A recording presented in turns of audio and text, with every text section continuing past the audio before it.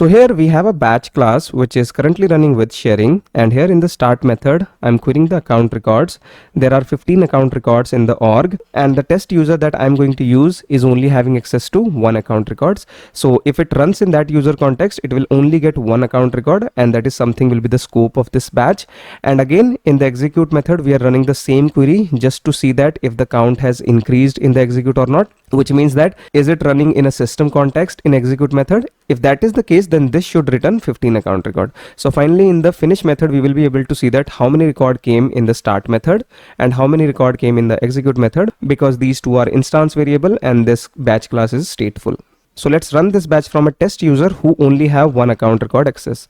So here I have this LWC component, and let me click here. So it will execute the batch, and now here we see that the batch has ran, and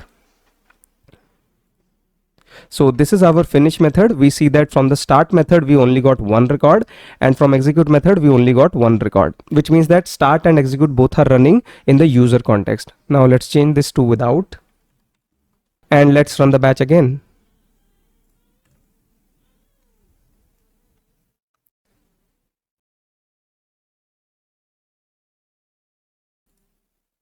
So this is the finish method, and let's just see here. So now we see that in the start method also we got all the 15 record, and in execute also we got all the 15 record.